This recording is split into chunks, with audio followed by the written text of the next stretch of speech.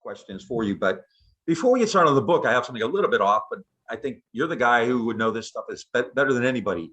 One of the bombshell stories this week was about Mark Milley from Bob Woodward's new book. Apparently, Milley and Mark Esper, Trump's appointee as Secretary of Defense, were really kind of terrified right before the election, then obviously after January 6th, that Trump might do something even crazier than most of the things Trump already did.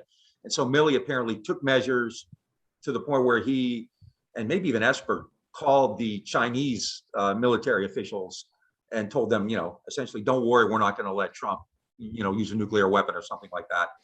And I'm inclined to believe it's true, but have you ever, is there anything like that you can even think of that's ever happened? And what do you make of the military intruding to that extent, which in this case, I think we're glad it happened, but, also is kind of dangerous in its own way.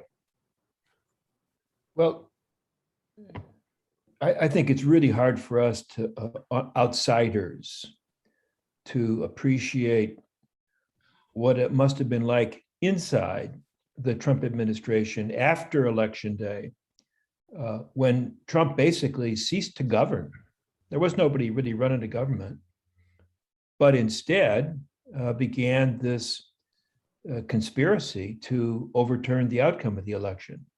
So, I guess I want to be somewhat generous in granting that there was some reason for the panic that Woodward and his collaborator described in his new book, even though, as with every Woodward book, there's all these direct quotations, there's no footnotes, the quotations are anonymous, so, it's hard to know what to believe, but this is plausible.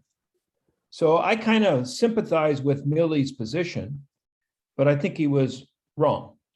I mean, the word treason has been thrown around, I think perhaps not inappropriately.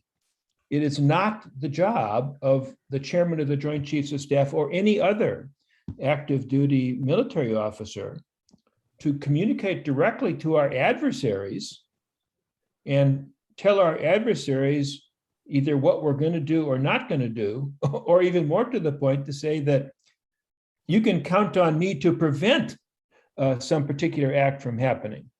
So the whole thing is troubling. I suspect Milley is an honorable man with honorable intentions, but he radically trespassed on the principle of civilian control. And I find that very troubling. I wrote a column that's